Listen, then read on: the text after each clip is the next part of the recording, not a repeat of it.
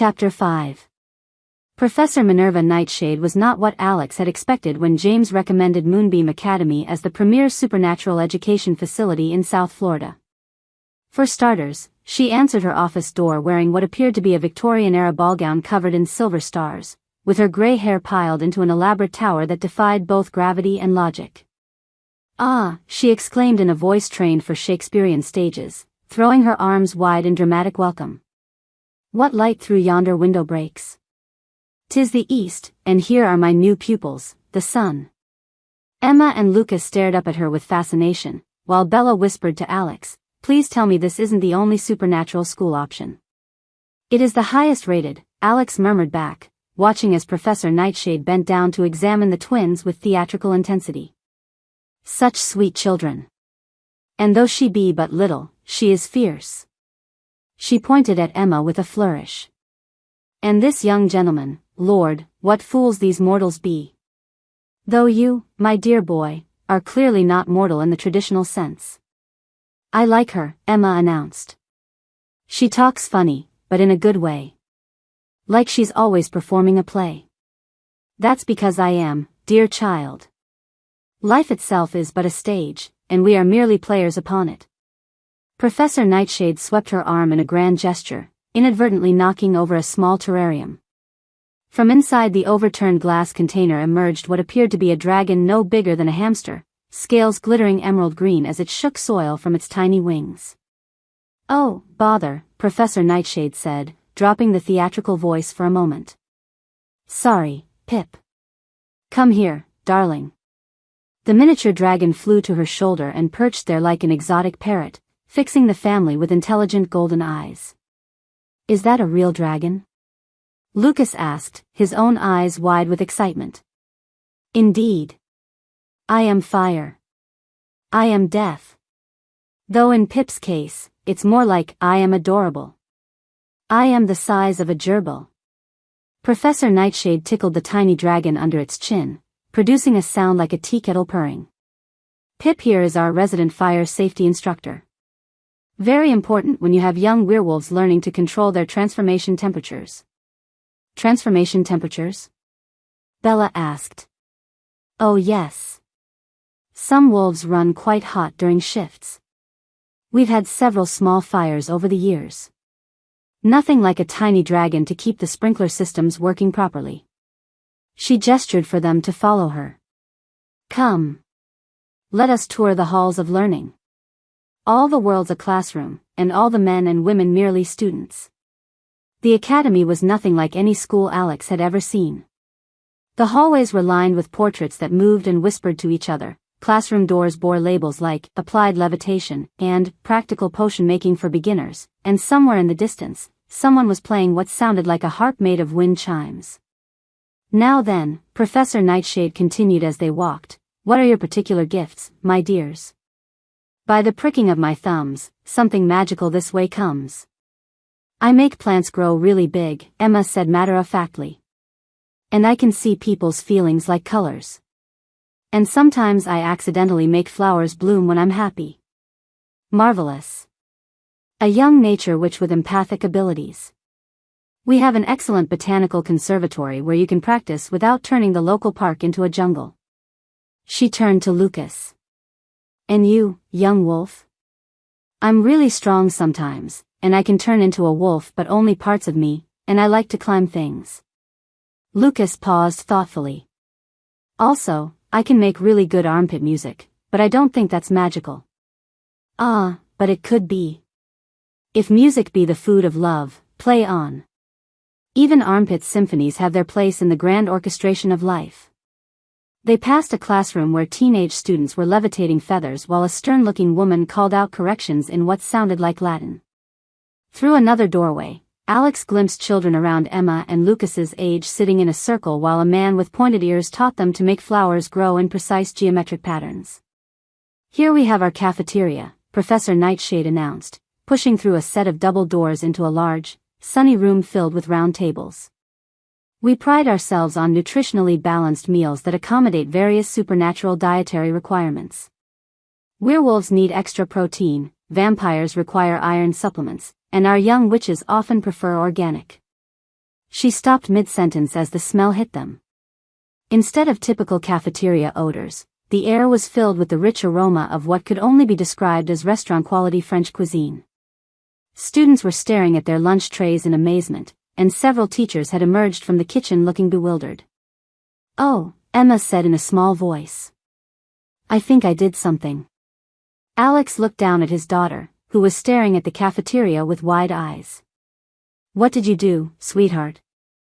"I was thinking about how cafeteria food always tastes like cardboard, and then I was thinking about that cooking show Mama likes, and then I felt all tingly, and..." She gestured helplessly at the chaos around them.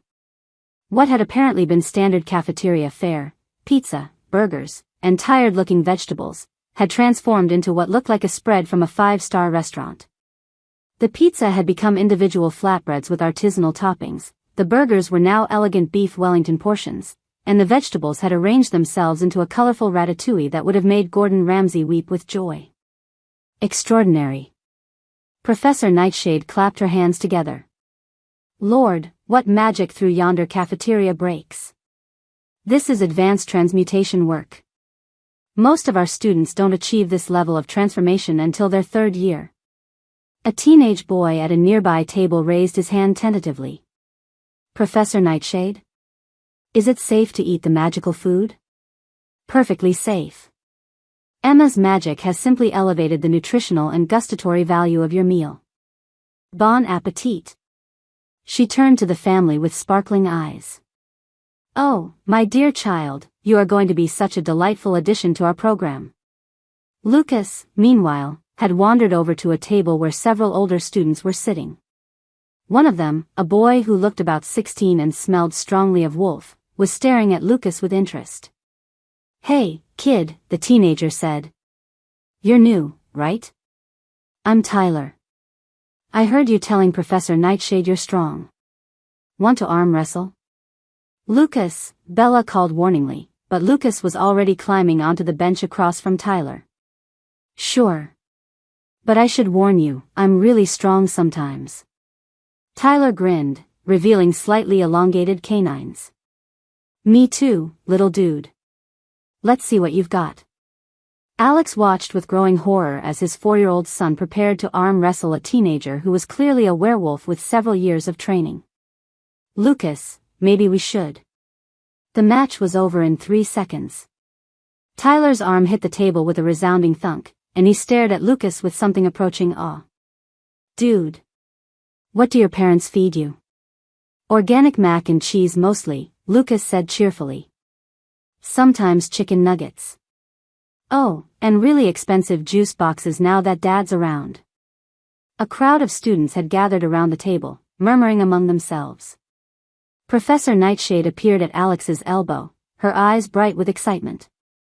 "Though he be but little, he is fierce. Your son just defeated our strongest junior werewolf. Most impressive." "Is that normal?" Bella asked weakly. "Normal? My dear woman, nothing about your children is normal. They're exceptional. Extraordinary.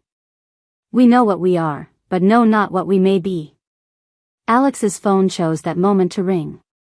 The caller ID showed his CFO's name, along with the red, urgent flag that meant Sterling Industries was probably on fire in the metaphorical sense. "I need to take this," he said apologetically. "Alex Sterling." "Alex, thank God," came Richard's harried voice. "The Yamamoto deal is falling apart. They want to renegotiate the entire contract, and the board is demanding your immediate presence." "Where are you?" Alex looked around the magical cafeteria where his daughter had accidentally created a gourmet meal and his son was now arm wrestling what appeared to be half the student body. "I'm researching educational options." "Educational options?" "Alex, we're talking about a $2 billion merger. This is not the time for..." "Schedule a video conference for this afternoon," Alex interrupted. "I'll handle the Yamamoto situation from here." "From where?" "Alex, you've been acting strange for days. First the airport incident, then you missed 3 board meetings, and now..." "I said I'll handle it." Alex ended the call and looked up to find his entire family staring at him. Emma had somehow migrated from the food transformation area to his side and was studying his face with her uncanny empathic abilities. Your feelings just went all gray and sharp, she observed. Like you're scared and angry at the same time. I'm fine, sweetheart. No, you're not.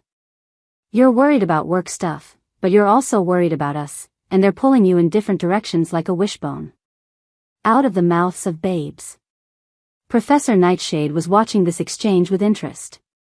Perhaps, she said gently, we should continue our tour and allow the Sterling family to discuss their scheduling conflicts. 2 hours later, Alex sat in his penthouse office trying to focus on the Yamamoto contract while Emma braided his hair with intense concentration and Lucas used his closed laptop as a racetrack for a collection of toy cars that had somehow materialized. Vroom. Emergency. The blue car needs to get to the important meeting. Lucas narrated, crashing a tiny Tesla into Alex's coffee mug. Lucas, please don't crash cars into Daddy's work things, Alex said absently, scrolling through contract amendments while trying not to move his head too much. But it's an emergency. The car has to deliver very important papers about. Lucas scrunched up his face in concentration. About Wolf business stuff. There, Emma announced, stepping back to admire her work. You have 17 braids now. You look very fancy. Alex's reflection in his monitor showed a man in a $3,000 suit whose hair had been transformed into an elaborate network of tiny braids secured with what appeared to be sparkly hair ties and several small butterfly clips. His phone rang again. Don't answer it, Emma advised. Your feelings get all pokey when you talk to work people. But Alex was already reaching for the phone. Alex Sterling. Sterling, we need you in the boardroom now, came the voice of Harold Yamamoto himself. Video conference in 5 minutes. I'll be right there. Alex looked at his reflection again, businessman on the bottom, preschool art project on top. Emma, sweetheart, I need you to take the braids out. But they're pretty. And they took me a really long time. I know, but Daddy has to look professional for his meeting. Emma's lower lip jutted out in a pout that was both heartbreaking and eerily reminiscent of her mother. Work is stupid. It makes you have gray feelings. Sometimes grown-ups have to do things that aren't fun. That's the dumbest thing I've ever heard, Lucas announced, making his cars crash into each other with renewed vigor. Fun things are the best things. Why would you choose not fun things? Alex stared at his son, who was playing with toy cars while wearing a Superman cape that had appeared from somewhere, and felt something crack in his chest. When had his life become about choosing not fun things? When had success started meaning missing out on everything that actually mattered? His laptop chimed with an incoming video call. The Yamamoto meeting. Daddy, Emma said quietly, you don't have to choose gray feelings. You can choose different feelings instead. Alex looked at his daughter's serious face, then at his son's joyful chaos, then at his own reflection, half CEO, half beloved father figure who apparently looked very fancy, with 17 tiny braids. He answered the video call. Harold Yamamoto's face appeared on screen, flanked by his legal team and several Sterling Industries board members. Their expressions were serious, focused, ready for high-stakes negotiation. Then they saw Alex's hair. Sterling, Yamamoto said slowly, are you wearing butterfly clips? Yes, Alex said calmly. My daughter braided my hair. We were discussing the importance of choosing joy over obligation. The silence on the call was deafening. I see, Yamamoto said finally. And does this philosophical shift affect your commitment to our business arrangement? Alex looked at Emma, who was watching the screen with fascination, and Lucas, who had abandoned his cars to climb onto Alex's lap and wave at the important business people. Mr. Yamamoto, Alex said, I've recently become a father. My priorities have shifted somewhat. Shifted how? I'm no longer willing to sacrifice everything for business. If Sterling Industries can't accommodate a work-life balance that includes my children, then perhaps we need to restructure my role in the company. The board members on screen looked like they were having collective cardiac events. Alex, came Richard's voice from off-camera, perhaps we should discuss this privately. No, Alex said firmly. This is who I am now.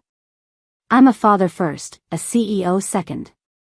The Yamamoto deal is important, but not more important than being present for my children. If that's a problem, then we have bigger issues to address. Emma beamed at him. Your feelings just turned all gold and sparkly. That's the happy color. Lucas waved enthusiastically at the camera. Hi, business people. Do you want to see my cars? This one makes really good crashing sounds. Yamamoto was staring at the screen with an expression Alex couldn't quite read. Then, unexpectedly, the man smiled. Sterling, he said, my own grandchildren live in Tokyo. I see them twice a year because of business obligations. Perhaps we could discuss a merger that doesn't require either of us to sacrifice our families for our careers. I'd like that very much. Excellent. And Sterling? Your daughter did very nice work with your hair. Emma preened. Thank you. I'm very good at braids. And making plants grow. And reading people's feelings. Remarkable children, Yamamoto said warmly. We'll speak tomorrow about restructuring both our business arrangement and our priorities. After the call ended, Alex sat in his chair with his braided hair and his son on his lap and his daughter beaming at him, and realized that for the first time in his adult life, he felt completely, genuinely happy. Daddy, Emma said, can we go tell Mama about your gold sparkly feelings? She's been having a lot of gray ones lately. Alex's heart clenched. What do you mean, sweetheart? She talks to the plants when she thinks we're sleeping. She tells them about being lonely and scared and how she wishes she had grown-up friends who understood about magic things. Emma's expression grew sad. The plants listen, but they can't talk back very well. Not like people. Lucas nodded solemnly. Mama talks to the big fern in our bedroom. She tells it stories about us when we were babies, and about how she misses having someone to share the happy stuff with. Alex felt his wolf whine with the need to comfort his mate, to be the partner she deserved, to share both the burdens and the joys of raising their remarkable children.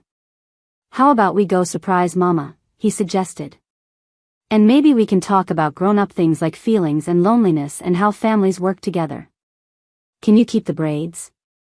Emma asked hopefully. Mama likes pretty things, and you look very pretty.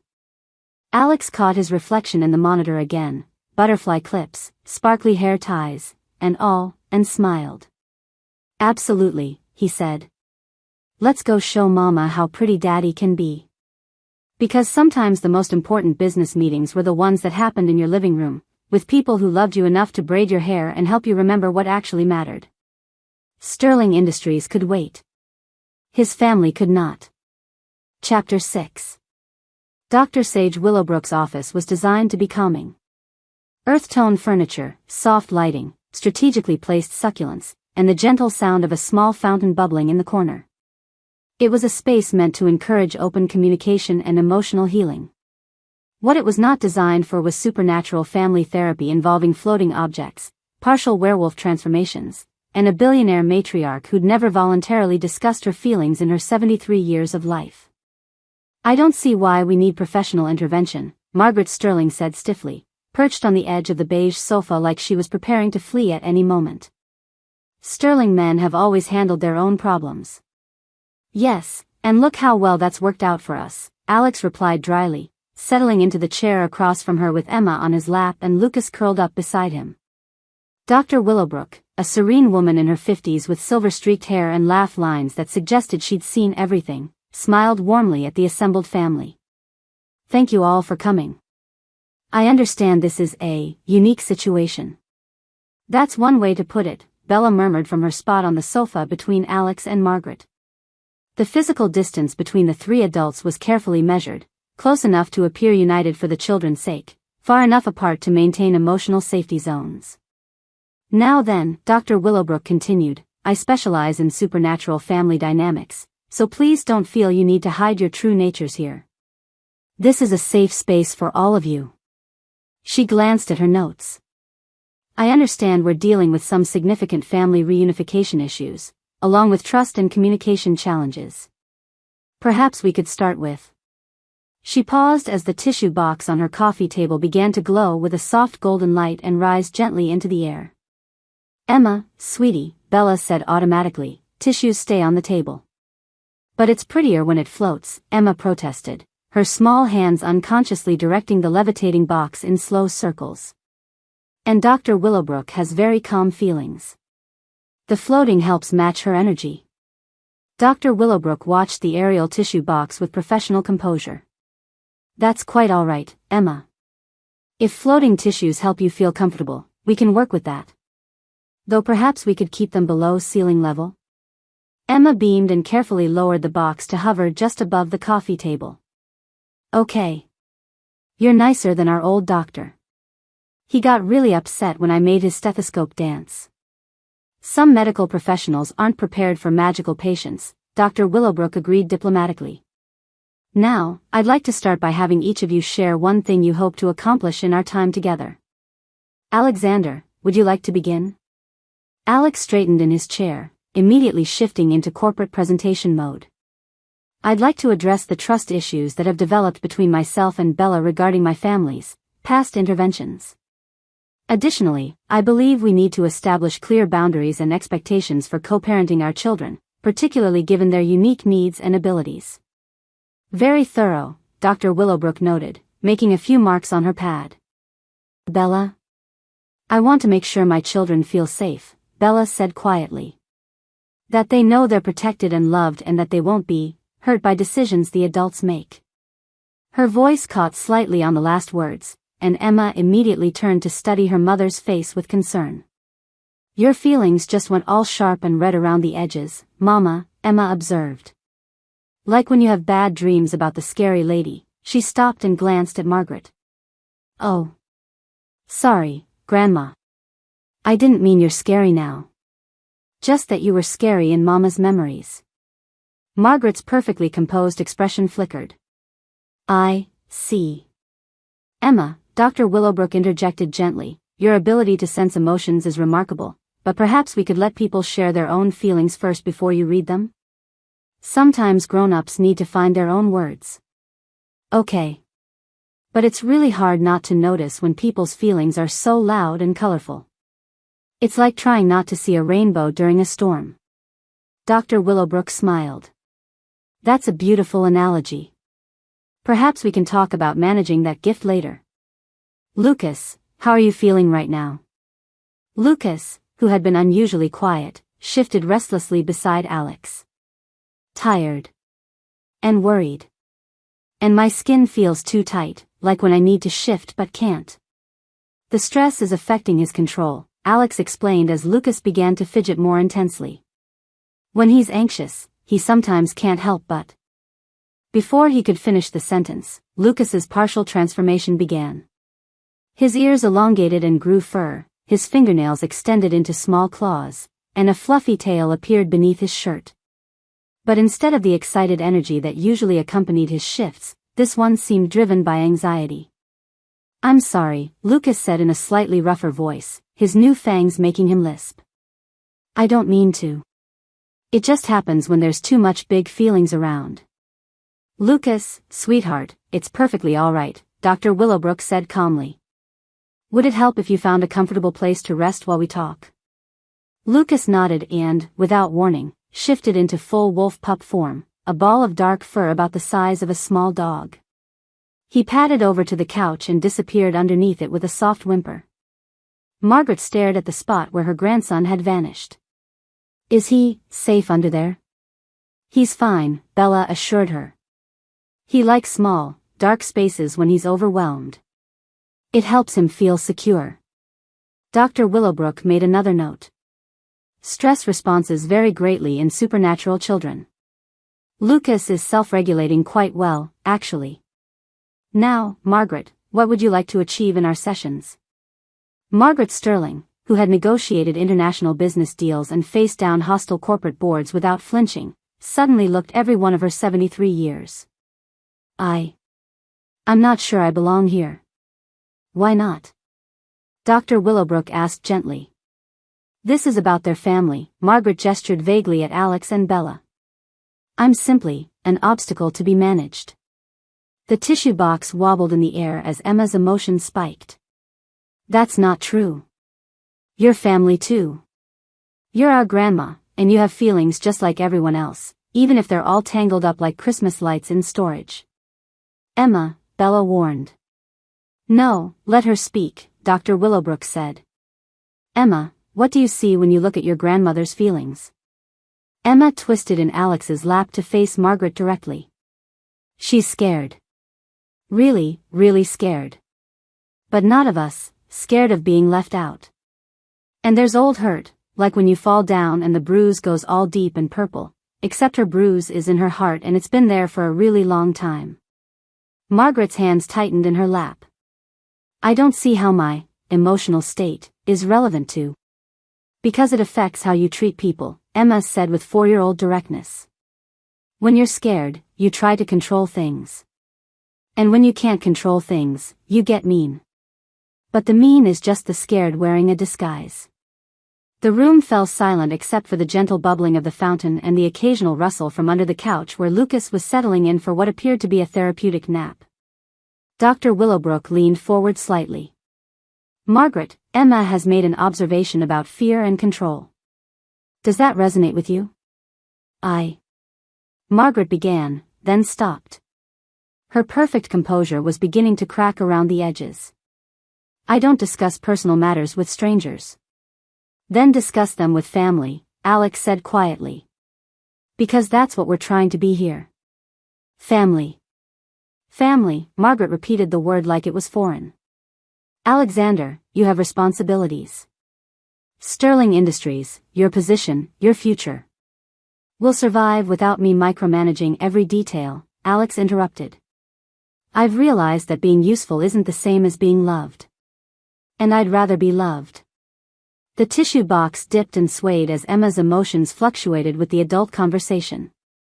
Daddy's feelings just went all bright and warm, she reported. Like sunshine on flowers. Emma, honey, Bella said gently, remember what Dr. Willowbrook said about letting people share their own feelings? Sorry. But Daddy's feelings are so much prettier now than they were before, when they were all gray and locked up tight. Dr. Willowbrook turned her attention to Bella. You mentioned wanting your children to feel safe. What does safety look like for you? Bella was quiet for a long moment, her hands twisted in her lap. I want them to believe they deserve good things. That their magic isn't something to hide or be ashamed of. That being different doesn't mean being wrong. And what would help you believe those things about yourself? The question hit like a physical blow. Bella's breath caught, and the small succulent on Dr. Willowbrook's windowsill suddenly sprouted 3 new leaves. Bella's voice was barely a whisper. I don't know if I do believe those things about myself. Mama, Emma said softly, sliding off Alex's lap to stand beside her mother. Your feelings just went all dark and twisty. Like storm clouds. It's okay, baby. Mama's just thinking about some hard things. Tell us, Alex said gently. What hard things? Bella looked around the room, at Dr. Willowbrook's kind, patient face, at Margaret's carefully guarded expression, at Emma's wide, concerned eyes, at the couch where Lucas was presumably sleeping off his anxiety shift.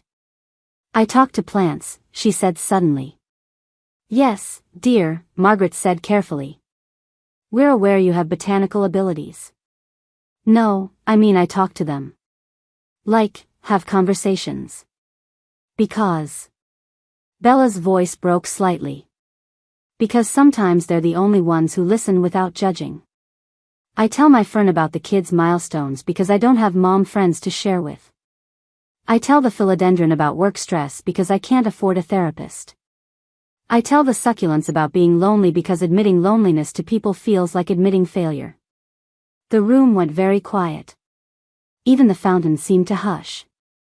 And the worst part, Bella continued, tears beginning to fall, is that I tell myself it's fine. That being isolated is just the price of being magical. That normal people wouldn't understand anyway, so why try? But it's not fine. I'm raising these incredible children, and I'm doing it alone, and sometimes I'm so tired of being strong that I just want to crawl under the couch with Lucas and hide. As if summoned by his name, a small wolf nose appeared from under the couch, followed by concerned puppy eyes.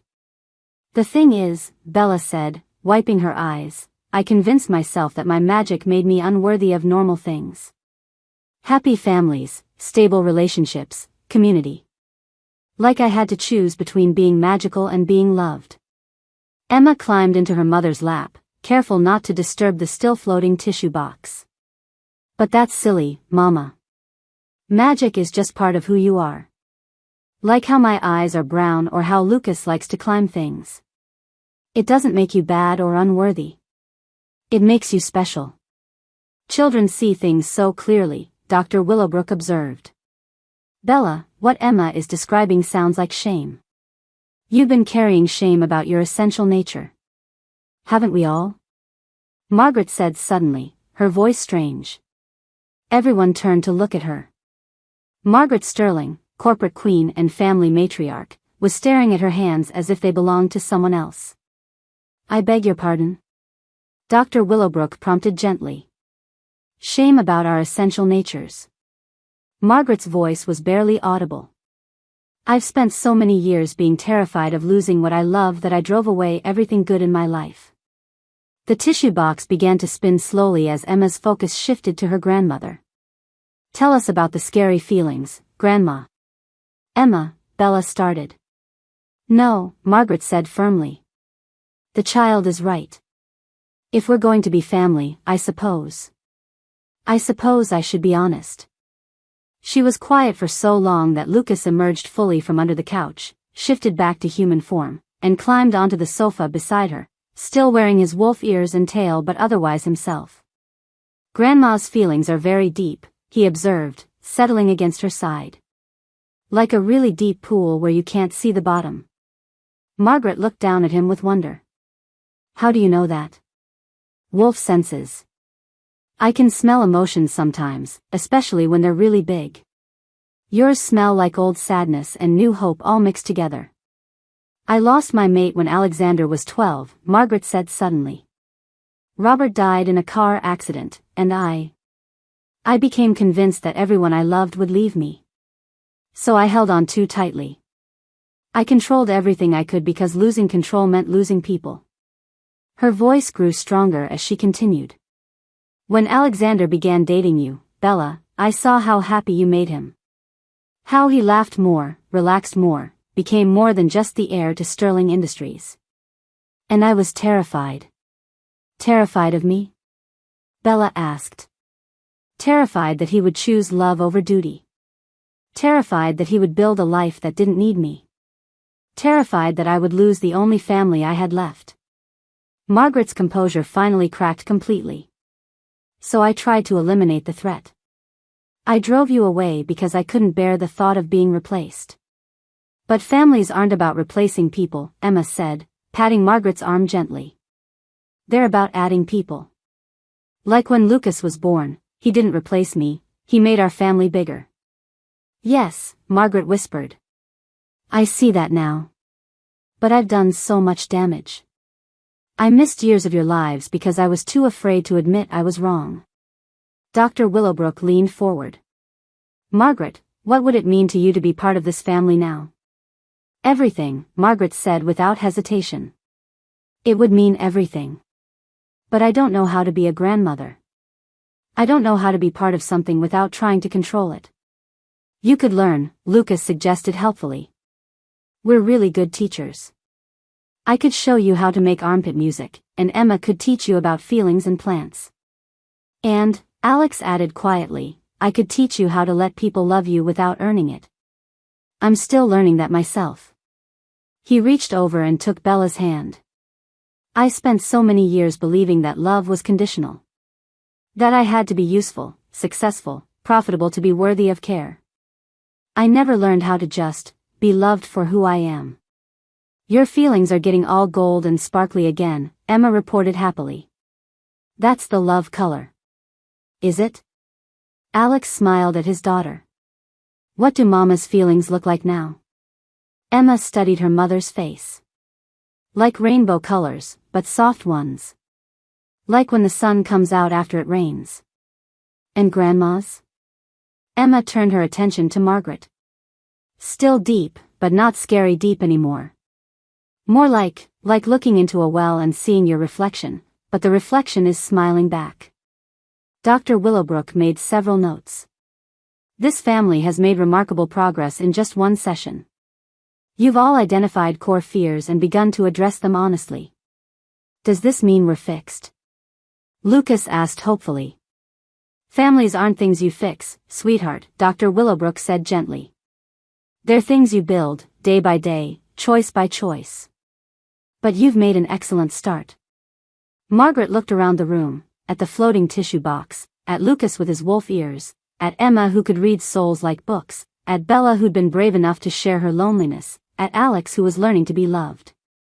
I would very much like to be part of building this family, she said formally. Even if we're messy and magical and sometimes make squirrels dance in parks. Bella asked. Especially then, Margaret replied, and for the first time in Alex's memory, his mother smiled like she meant it. The tissue box settled gently back onto the coffee table as Emma clapped her hands in delight. We're going to be such a good family. I can feel it in everyone's colors. Lucas, apparently satisfied that the adult feelings had reached an acceptable level of stability, curled up against Margaret's side and promptly fell asleep, his wolf ears twitching with contentment. Dr. Willowbrook looked at her notes, then at the family arrangement on her furniture, supernatural children, floating objects, and 3 adults who were finally learning to trust each other. Same time next week, she asked. Absolutely, Alex said, and meant it. Because family, it turned out, was worth every complicated, magical, messy moment of the work it took to build it right. Chapter 7. The Sterling Industries boardroom had never felt smaller than it did with Victor Blackwood commanding the space like a conquering general. Alex's longtime business rival had arrived that morning with a hostile takeover proposal that was as impressive as it was devastating, complete with financial projections, market analysis, and a PowerPoint presentation that could have been titled, How to Destroy Everything Alex Sterling Has Built.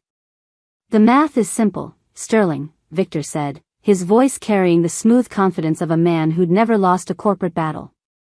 Your recent lifestyle changes have made you unreliable. Missed meetings, delayed decisions, leaving board meetings to attend your children's school functions. He said the last phrase like it was a particularly distasteful medical condition. Alex sat at the head of the polished conference table, acutely aware that his tie still had a small sticker on it from that morning's breakfast with the twins, a glittery star that Emma had declared lucky.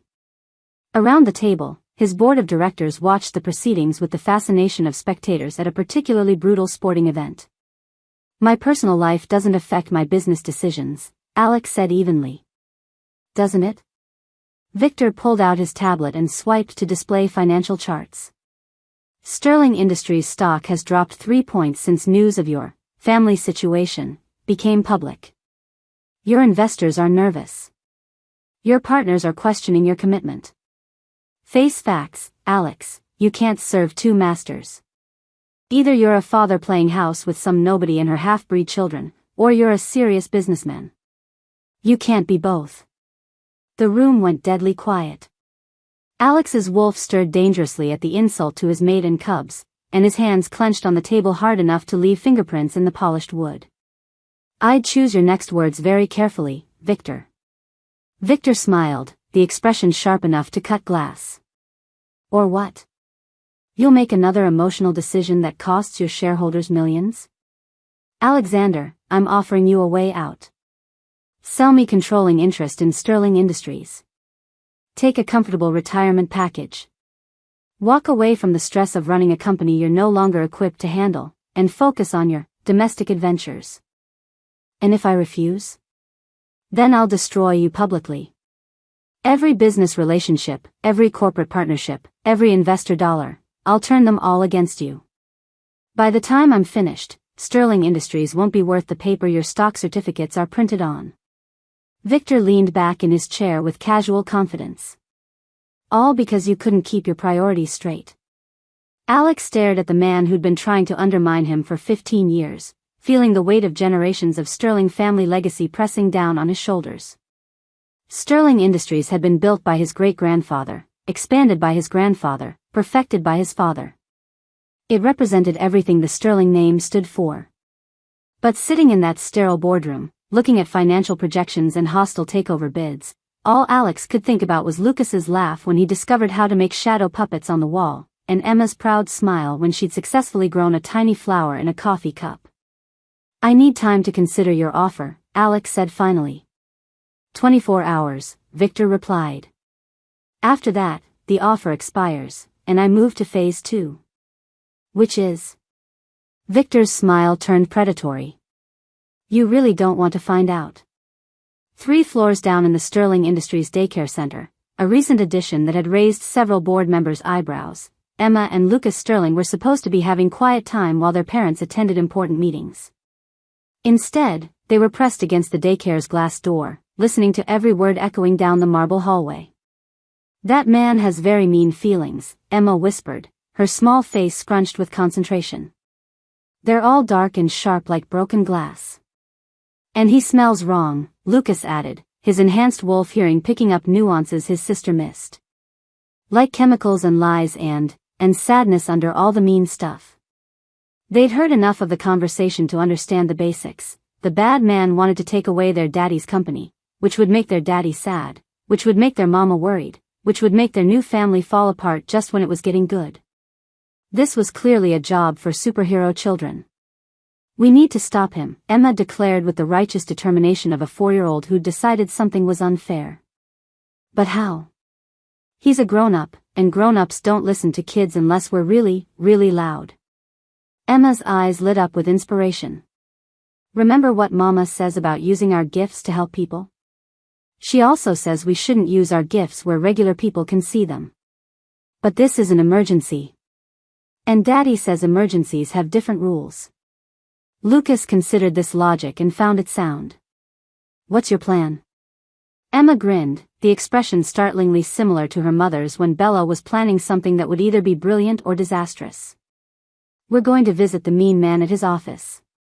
"Emma, that's..." Lucas paused, his wolf instincts picking up on the rightness of protecting their pack. "That's actually a really good idea. But how do we get there?" "The same way we got to the park yesterday when Mama was busy with work calls." Lucas's eyes widened. "You want to take another adventure walk?" "It's not adventure walking when you're on a mission to save your family," Emma said primly. "It's heroic questing." An hour later, Emma Sterling, age 4, and Lucas Sterling, also age 4, stood in the lobby of the Blackwood corporate tower like two very small, very determined David facing a 60-story Goliath. The security guard, a kindly man named Frank who had 7 grandchildren of his own, looked down at the twins with confusion. "Are you folks lost?" "We're here to see Mr. Victor Blackwood," Emma announced with the confidence of someone who'd never been told she wasn't important enough to see anyone. "We have important business to discuss." "Important business?" Frank's eyebrows rose. "What kind of important business do you two have with Mr. Blackwood?" "He's being mean to our daddy," Lucas explained earnestly. "And we're here to ask him to stop." Frank glanced around the lobby, looking for responsible adults who might claim these children. "And where are your parents?" "Daddy's at his office having sad meetings," Emma said. "And Mama's at home working on her computer and talking to the plants about grown-up stress things." "So you came here by yourselves?" "We're very responsible," Lucas assured him. "We looked both ways before crossing streets, and we asked 3 different people for directions, and we only got lost twice." Frank stared at them. "You walked here? From where?" "Daddy's building," Emma said. "It's not that far if you know how to read the street signs and ask nice people for help." The security guard pulled out his phone, clearly torn between calling child services and being charmed by their determination.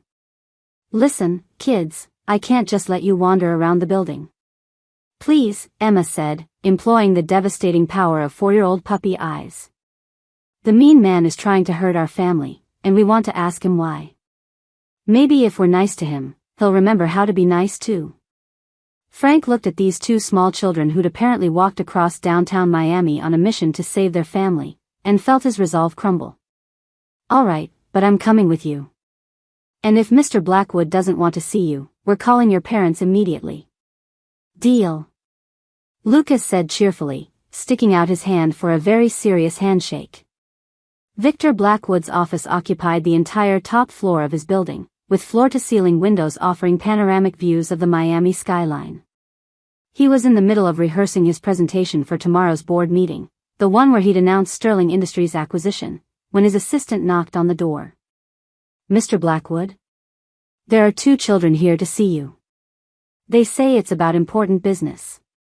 Victor looked up from his presentation, irritated by the interruption. "Children? What children?" "The Sterling twins, sir. Security brought them up. They apparently walked here by themselves to discuss family matters." Victor's eyes narrowed with interest. "The Sterling brats, delivered directly to his office. This could be useful." "Send them in," he said. "And hold my calls." Emma and Lucas entered his office with the wide-eyed wonder of children seeing a space designed to intimidate adults. The room was all black marble and steel, with expensive art and awards covering every surface. It looked like the villain's lair from one of their animated movies. Well, Victor said, studying them like specimens under a microscope. "The famous Sterling twins. To what do I owe this unexpected pleasure?" "We came to ask you to stop being mean to our daddy," Emma said without preamble, walking right up to his massive desk and fixing him with a stare that reminded Victor uncomfortably of her father. "Mean? I'm conducting legitimate business negotiations." "You're trying to take away his company because you don't like that he loves us," Lucas added, climbing onto one of the expensive leather chairs. "That's mean." Victor laughed, the sound harsh in the pristine office. "Children, this is the adult world. Business isn't about feelings or fairness. It's about power and profit. Your father made himself weak by choosing you over his responsibilities." "That's not true," Emma said, her voice carrying an edge that made the air in the room suddenly feel charged. "Daddy didn't get weak when he found us. He got stronger. Love makes people stronger, not weaker." "Love," Victor scoffed, "is a luxury successful people can't afford." As he spoke, Emma's emotions began to spike. The unfairness of it all, this mean man hurting their family just because he could, made her magic respond in ways she didn't entirely understand. Her feelings reached out, seeking to change something, anything, to make this right. Victor's presentation, displayed on his wall-mounted screen, began to shimmer and shift. The financial charts and graphs started to transform, lines becoming wobbly crayon marks, numbers turning into stick figures, pie charts becoming actual pictures of pies with smiley faces. "What the hell?" Victor spun around to stare at his presentation, which was now entirely in crayon and glitter, complete with stick figure drawings of what appeared to be business people holding hands around a rainbow. "Emma," Lucas whispered, "I think you're doing the magic thing." "I can't help it," Emma whispered back. "He's making me feel all angry and sad, and the feelings have to go somewhere." Victor's important business documents were transforming throughout the office. His quarterly reports were becoming coloring book pages, his legal contracts were sprouting cartoon flowers in the margins, and his computer screen was now displaying what looked like a children's story about a grumpy businessman who learned to be nice. "Stop this immediately," Victor demanded, though he wasn't entirely sure who he was demanding it from. "We can't stop it if you keep being mean," Lucas said reasonably. "Emma's magic responds to feelings, and your feelings are really, really mean." Meanwhile, Lucas had noticed that one of the office elevators visible through the glass walls appeared to be making concerning grinding noises. His wolf instincts immediately identified this as something that needed fixing, and his supernatural strength made him confident he could help. "I'll be right back," he announced, slipping out of the office. "Lucas, no," Emma started, but she was too distracted by trying to control her runaway magic to stop him. Victor's office was now completely transformed into what appeared to be a preschool art project. His awards had sprouted paper flowers, his diplomas were covered in star stickers, and his phone was ringing with a tone that sounded suspiciously like, "Twinkle, twinkle, little star." "Change it back," Victor shouted. "Whatever you're doing, undo it." "I don't know how," Emma wailed, her emotional control spiraling as the magic fed on itself. "I'm trying, but you're so angry that it's making everything worse." That's when the elevator Lucas had been helping apparently reached its breaking point. The grinding noise stopped, followed by a mechanical groan, followed by what sounded like several tons of machinery settling into places it wasn't supposed to be. And then the fire sprinklers activated. Not just in the elevator shaft, throughout the entire 60th floor, including Victor's office. But this wasn't ordinary sprinkler water. Emma's magic, still running wild and looking for outlets, had somehow infused the building's water system with the craft supplies from a children's art classroom somewhere in the building. Glittery, sparkly, rainbow-colored water began raining down on everything. Victor stood in his ruined office, soaked in what appeared to be liquid unicorn vomit, watching his business empire literally dissolve into a children's art project, and felt something crack inside his chest. "Stop," he said quietly. Emma, who was now crying from magical overwhelm and worry about her brother, looked up at him through the glittery downpour. "I can't. I'm sorry, but I can't make it stop." "No," Victor said, kneeling down to her level as realization hit him like a lightning bolt. "I mean I'll stop. I'll stop being mean to your daddy." The magic immediately began to calm, responding to the shift in his emotional state. The sprinklers stuttered to a halt, and the sparkly water stopped falling. Emma wiped her nose with the back of her wet hand, leaving a trail of glitter across her cheek. "Really? Really?" Victor looked around his destroyed office and started to laugh, not the harsh sound from earlier, but something genuine and rusty from disuse. "You know what this reminds me of?" "What?" "My daughter used to do art projects like this. Before I..." He stopped, his expression growing sad. "Before I decided business was more important than being her father." Lucas chose that moment to reappear, soaking wet and looking sheepish. "I think I broke the elevator. But it was already making bad sounds, so maybe I just broke it faster." Victor looked at these two small, soggy, glitter-covered children who just dismantled his corporate machinations through pure emotional honesty and supernatural chaos, and felt decades of buried regret rising to the surface. "How old is your daughter?" Emma asked gently, apparently reading the sadness in his expression. She would be 16 now. If she still wants anything to do with me." Victor's voice was barely a whisper. "I haven't seen her since her mother and I divorced 5 years ago. I was too busy building an empire to fight for custody." "You should call her," Lucas suggested. "Daddies and daughters should be together. Even if the daddy made mistakes. What if she doesn't want to talk to me?" "Then you keep trying," Emma said with the wisdom of someone who'd recently acquired a father herself. "Our daddy had to learn how to be a daddy too. But he didn't give up, and now we have the best family ever." Victor stared at them, these impossible children who'd just taught him more about life in 10 minutes than he'd learned in 15 years of corporate warfare. "The takeover bid," he said slowly. "I'm withdrawing it." "Really?" Emma's whole face lit up.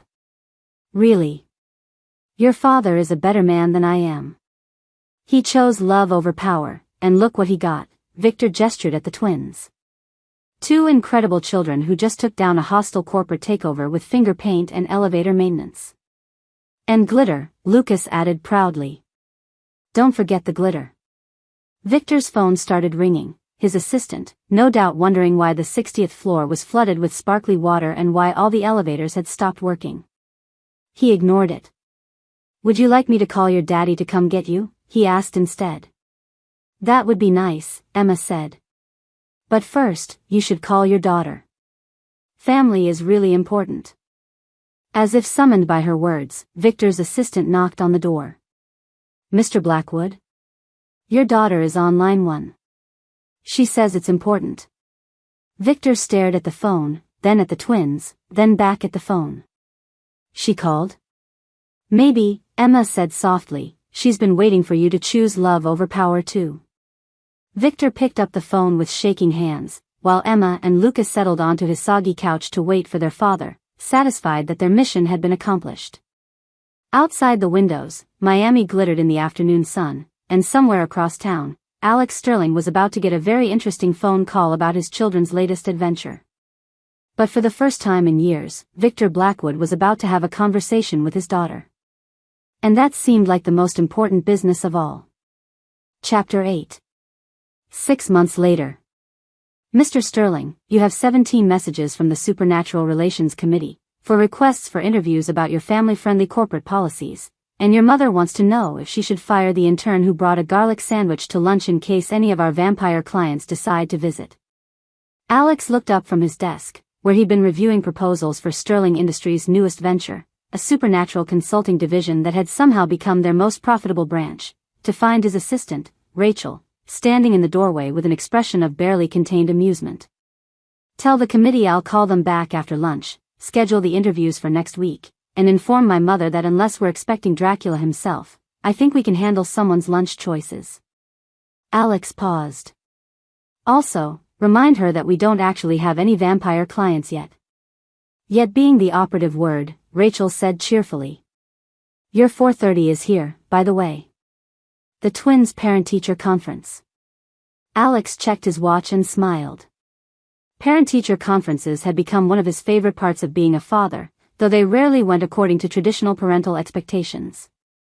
15 minutes later, Alex and Bella sat in Professor Nightshade's office at Moonbeam Academy, listening to a progress report that could have been titled, Your Children Are Wonderful Disasters Who Are Somehow Saving the World. Emma continues to excel in all her subjects, Professor Nightshade was saying, gesturing dramatically as always. Though I must say, her entrepreneurial spirit is remarkable. She's now running 3 separate businesses from her desk. 3? Bella asked weakly. The flower-growing service, which provides fresh bouquets for the faculty lounge.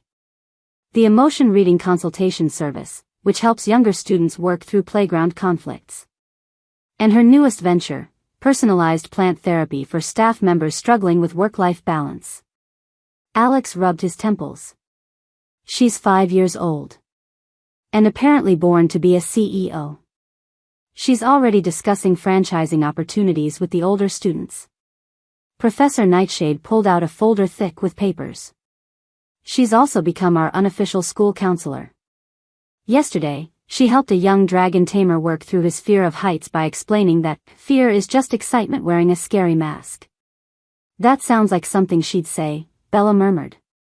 As for Lucas, Professor Nightshade continued, he's leading the junior werewolf soccer team to an undefeated season, though we've had to replace the goal posts 14 times. 14? Alex asked. He gets very enthusiastic during games. His teammates have learned to channel their own excitement through his energy, which has created the most cohesive pack dynamics we've seen in years. Unfortunately, goal posts are not designed to withstand celebratory werewolf strength. Are the other parents concerned? Bella asked carefully. Professor Nightshade laughed, the sound rich and theatrical. My dear, the other parents are asking me for Lucas's coaching techniques. 3 families have requested that their children be placed on his team next year. Apparently, his approach to leadership, which involves a lot of encouraging howling and group napping after victories, is remarkably effective. Alex and Bella exchanged glances. 6 months ago, they'd been worried about their children fitting in anywhere. Now they were apparently running the school. There is one small matter, Professor Nightshade added, her tone becoming slightly more serious. We've received an inquiry from the International Academy of Supernatural Education. They'd like to feature the twins in their newsletter as examples of excellence in early magical development. Is that good? Alex asked. It's unprecedented for children their age. Most supernatural children don't show this level of control and natural leadership until their teenage years. She smiled warmly. You should be very proud. Your children are remarkable. As they left the academy, Alex caught Bella's hand and pulled her close. Have I mentioned lately that you're an amazing mother? Only every day, Bella said, but she was smiling. Though I still can't believe Emma charges the teachers for emotional consulting. She's your daughter. Of course she figured out how to monetize empathy. They walked to Alex's car, a more practical SUV these days, equipped with car seats and emergency snack storage, and Alex felt that familiar surge of contentment that came from having his family together and safe. Speaking of amazing, he said, how's the magical consulting business going? Bella's face lit up. Sophia and I just landed our biggest client yet. There's a tech startup in Silicon Valley that wants us to help them create a more intuitive user interface. Apparently, they heard about my plant communication abilities and think I might be able to teach their AI system to be more emotionally responsive. You're going to teach artificial intelligence to have feelings? Stranger things have happened. Besides, Sophia's convinced that her TikTok following gives us instant credibility with younger entrepreneurs. She's probably right. Alex laughed, thinking about Bella's best friend, who had somehow parlayed her supernatural social media presence into a legitimate business empire. Sophia's Spells and Tells account now had over 2 million followers, and her magical lifestyle brand was being featured in major magazines. The modern supernatural world is a strange place, he mused. Says the man whose mother just fired someone for bringing garlic to work, just in case. In Mother's defense, she's taking her HR director role very seriously. Did you know she's implemented mandatory mental health days and meditation breaks? Apparently, she read somewhere that stress management improves productivity. Margaret Sterling, champion of work-life balance. Who would have thought? They drove through Miami traffic, comfortable in the easy rhythm they'd developed over the past 6 months. It hadn't always been smooth. There had been arguments about parenting styles, negotiations about family time versus work commitments, and several incidents involving Emma's accidental magic in public spaces. But they'd worked through each challenge together, building something stronger than either of them had imagined possible. Alex, Bella said suddenly, her voice carrying a note he couldn't quite identify. There's something I need to tell you. His wolf immediately went on alert, though not from danger, from excitement. What is it? Well, remember how Emma's been acting strange lately? More clingy than usual, asking weird questions about babies? Alex's hands tightened on the steering wheel. Yes. And Lucas keeps sniffing around me and making comments about how I smell different but good different? Bella. His voice was barely above a whisper. I'm pregnant. The SUV swerved slightly as Alex processed this information. There's going to be another baby? There's going to be another baby, Bella confirmed, laughing at his expression. I found out yesterday, but I wanted to wait until after the parent-teacher conference to tell you. I figured we should know how much trouble our current children are causing before we add another one to the mix. Alex pulled into the nearest parking lot and turned to face her, his expression cycling through shock, joy, and something that might have been panic. Another sterling child with supernatural abilities and a genetic predisposition toward creative problem-solving. Terrifying thought, isn't it? Terrifying, Alex agreed. And absolutely perfect. He leaned over to kiss her, tasting happiness and future possibilities and the promise of another tiny person who would probably turn their lives upside down in the most wonderful way possible. How long do you think we have before the twins figure it out? He asked against her lips. Emma probably already knows. She's been reading my emotions for days, and pregnancy emotions are apparently very distinctive. Lucas will figure it out as soon as the scent changes become more pronounced. So we have maybe a week? If we're lucky. They were still laughing when Alex's phone buzzed with a text from his mother. Alexander, we need to discuss the wedding plans. The twins have opinions about the flowers. Strong opinions. Also, Emma has made friends with the caterer and is trying to renegotiate our menu. Please call immediately. Alex showed the text to Bella, who groaned. I forgot about the wedding planning meeting. Second thoughts about remarrying me? Second thoughts about letting our children help plan the ceremony. They decided on a second wedding partly for the twins, who'd never seen their parents get married and had very specific ideas about what weddings should include, and partly for themselves. The first time around, they'd been young and overwhelmed by family pressure.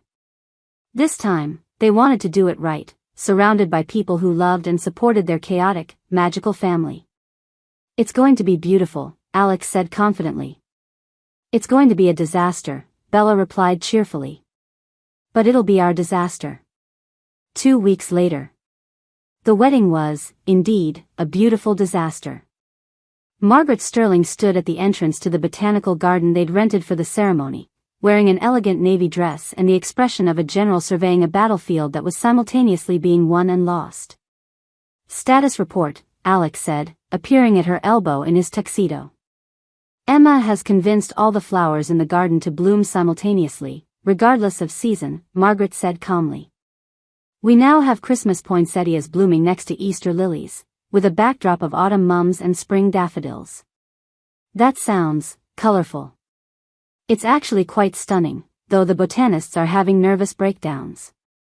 Lucas has been helping the catering staff set up tables and has accidentally bent 3 chairs and 2 serving spoons through sheer enthusiasm."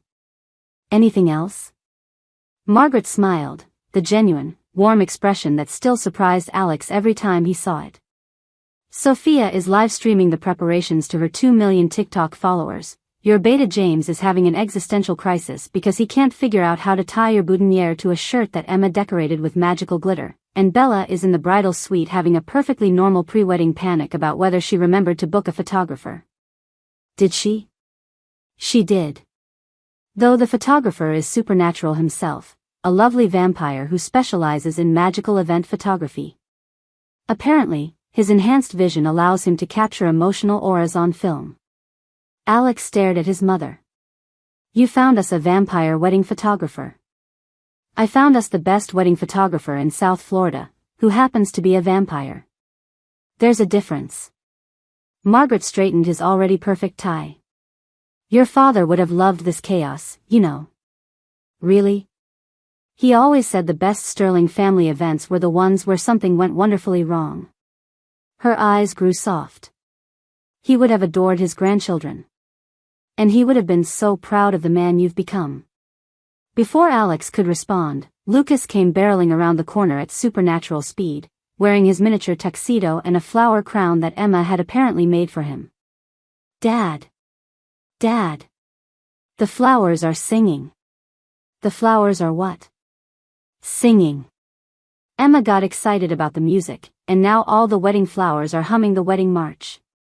"It's really pretty, but some of the grown-ups look scared." Alex looked at his mother, who was trying not to laugh. "Should I be concerned?" "I've learned that the answer to that question is usually, yes, but not in any way that actually matters," Margaret replied.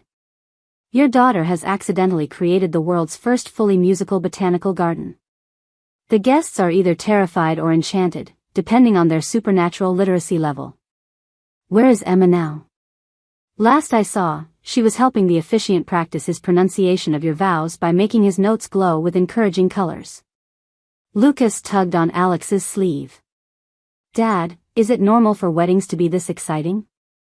"Because I really like weddings if they're all like this." "No, buddy, most weddings are much more traditional." "That sounds boring." "Our wedding is way better because it has magic." James appeared around the same corner Lucas had come from, looking slightly frazzled but wearing a smile.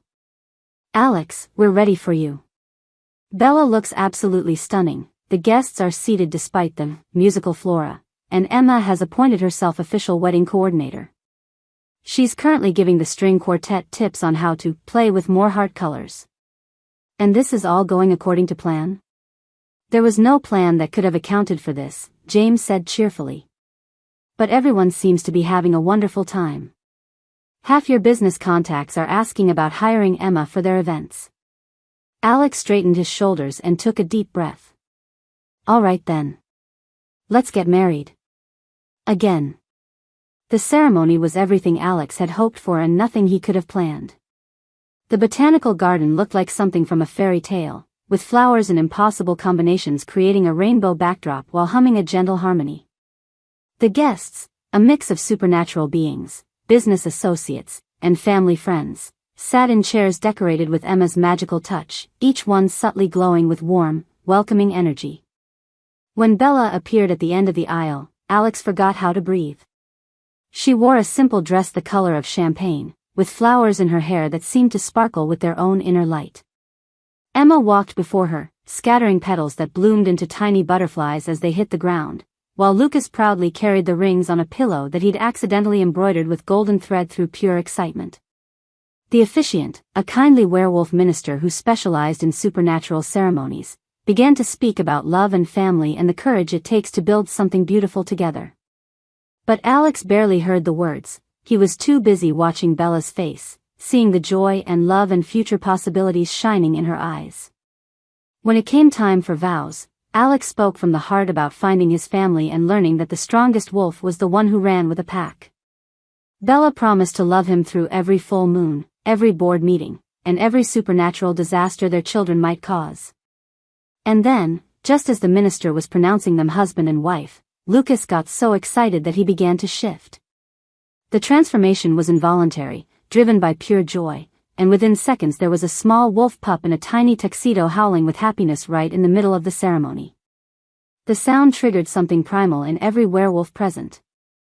James shifted partially, then Alex, then several guests, until the botanical garden echoed with the harmonious howls of a pack celebrating the union of their alpha family. Margaret Sterling, proper corporate matriarch, dabbed at her eyes with a handkerchief and declared it the most beautiful wedding ceremony she'd ever attended. Emma, not to be outdone by her brother's dramatic expression of joy, made every flower in the garden burst into radiant bloom while singing the wedding march in perfect harmony.